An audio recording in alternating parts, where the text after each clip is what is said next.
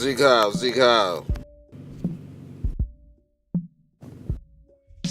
Okay, the I want to get to today, we're going to go to Henry-MAKOW-P.H.D.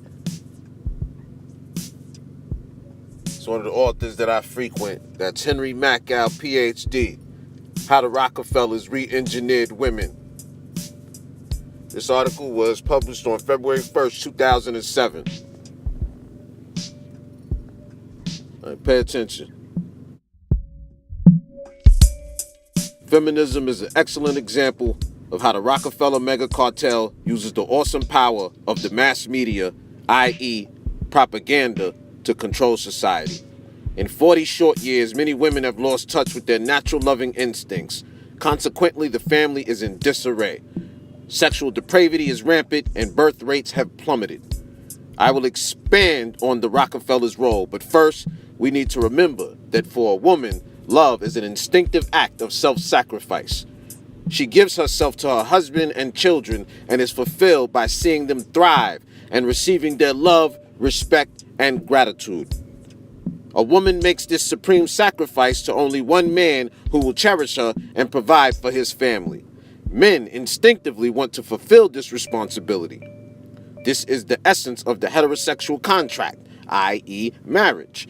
Female power in exchange for male power expressed as love.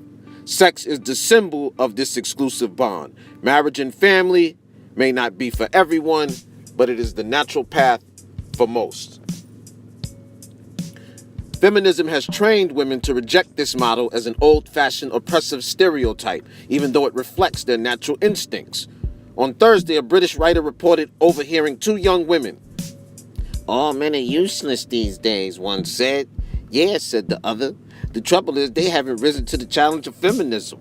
They don't understand that we need them to be more masculine. Instead, they just copped out." That's their logic. If women are less feminine, men will be more masculine. Men aren't designed to fight with women. They need to be affirmed by the woman's acquiescence and faith. When women constantly challenge them, men will cop out of marriage and family, like you see today. Now that love and marriage have been discredited, women have nothing left to exchange for love but sex. Thus, many are unnaturally obsessed with appearance and pathetically give their bodies to all and sundry. Permanent love is not based on a woman's sex appeal or personalities or achievements, your college degree. Ultimately, it's based on self-sacrifice. We love the people who love us. The big picture, the central bankers. People do not realize that feminism is mass indoctrination because they cannot identify the perpetrator, the means of the motive. Recently, Aaron Russo, the producer of Bette Midler's movies, and America from Freedom to Fascism, identified all three, confirming what I have been saying. While trying to recruit Russo for the CFR, Nicholas Rockefeller told him that the Family Foundation created women's liberation using mass media control as part of a long-term plan to enslave humanity. He admitted they wanted to chip us. Google the Rockefeller Foundation and women's studies and you'll get 500,000 citations. The hidden goal of feminism is to destroy the family, which interferes with the state, brainwashing of the young. Side benefits include depopulation and widening of the tax base.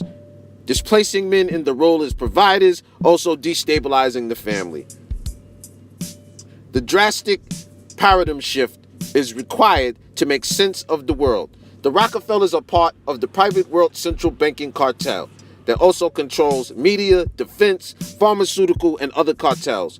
To protect their monopoly of credit and wealth, they are instituting a world police state, world government, using the bogus 9/11 attacks and the endless war and pretexts of that war. Rockefeller told Russo about his plan a year before 9/11. The poet Charles Purgie said, "Everything begins in faith and ends in politics." The banking cartel needs a philosophy to justify chaining mankind, and that philosophy is Satanism. The cartel controls the world through a network of occult societies linked to Freemasonry, communism, the Vatican, and organized jewelry. ADL, AJC, Zionism, and the highest occult rank is known as the Illuminati. Modern Western culture is Masonic, based on Luciferianism and Freemasonry. It teaches that man and not God determines reality. Naturally, they need to overrule natural and spiritual laws in order to assert their own control. They have noticed that people are different, malleable creatures who prefer to believe what they are told than trust their own reason and perception. Thus, for example, the media successfully promotes homosexual values and conflict with our natural instincts. The media eradicates love. Every facet of the mass media, movies, TV, magazines, music, commercials, news is used for indoctrination and social control with the ultimate goal of enslavement.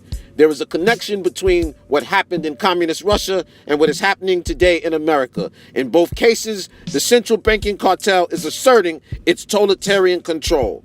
In order to destroy the family, the media convinced women that they could not rely on the heterosexual contract. Myrna Blyth was the editor of the Chief of Ladies' Home Journal, the editor-in-chief of Ladies' Home Journal in 1981 to 2002. In her book Spin Sisters, 2004, she says the media sold women a career in exactly the same drum-banging way that the happy homemaker had been sold to their mothers. The Illuminati undermined women's natural loving instincts using the following mantras. 1. Men can no longer be trusted.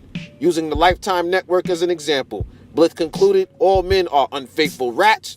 2, abusive monsters. 3, dishonest scumbags. And 4, all of the above.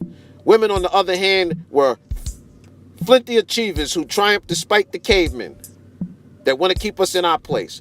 And number 2, women are victims by virtue of sex. Blyth says that the media sends one message loud and clear: because we are women, we remain victims in our private lives, at work, and society as a whole. Thus, women must have a sense of grievance, entitlement, and rebellion. The same tactic was used to manipulate Jews, blacks, workers, and gays. See my book, Victims of Moral Zombies. Part 3, women should be selfish. Liberation and narcissism have merged, Blyth says. Leisure now means time for yourself spent alone, or perhaps with one's girlfriends, but definitely without spouse and kids. Endless articles preach the new feminist gospel that indulging yourself is as important a part of being a healthy, well-adjusted woman. 4, sex is not reserved for love and marriage. Magazines like Glamour and Cosmopolitan urge young women to put out on the first date and ogle men openly and be an athlete in bed. There's no discussion of marriage or family. Such women can't trust a man enough to surrender themselves to love. And 5, self-fulfillment lies in career and success and not a husband and family.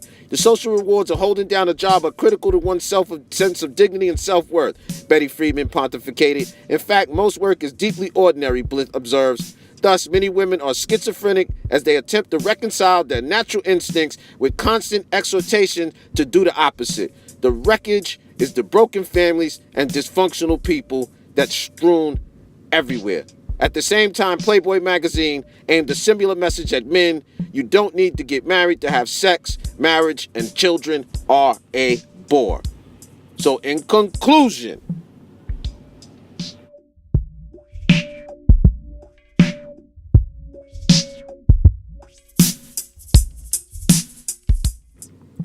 this consistent media drumbeat is organized brainwashing. Society has been totally subverted by the central banking cartel, using a satanic cult, Freemasonry, as its primary instrument. Most Masons are unaware of the truth, but the owners of the mass media certainly are. We used to say as American as apple pie,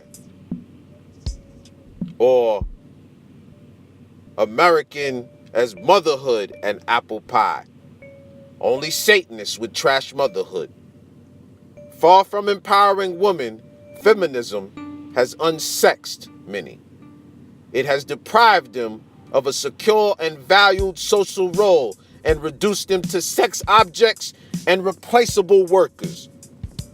Luciferians promote rebellion because they are defying what is natural. and conducive to happiness, like their symbol, Lucifer. They wish to play God. God's love can be seen in a woman's dedication to her husband and children. Thus, the banksters must destroy it. Amen. So, leave your comments, likes, dislikes. That was HENRY-MAKOW-P.H.D. How the Rockefellers re-engineered women. And that's his opinion on the deterioration in the state of the family. You know, and this is a white man breaking down what he sees in the white community.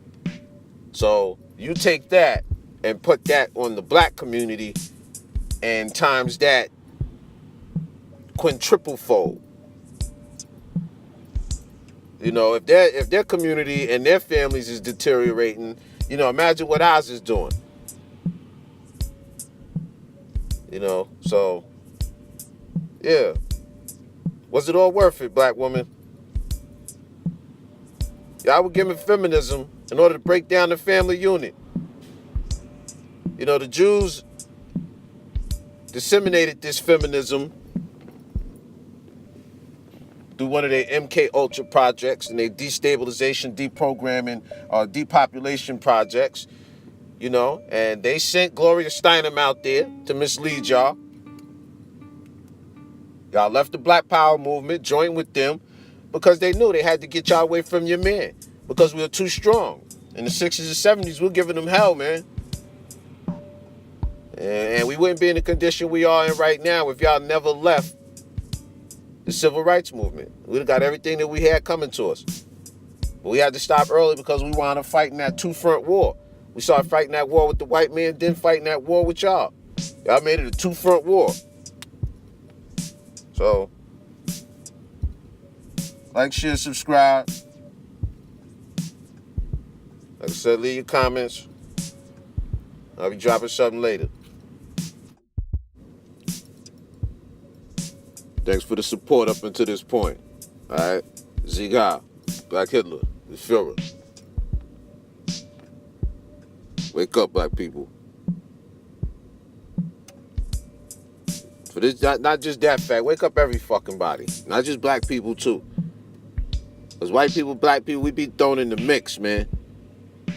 There's higher forces pulling these strings, man, making sure we fight each other, man. I ain't no fucking racist, man. I'm a racialist. But I'm no fucking racist. Sieg Heil.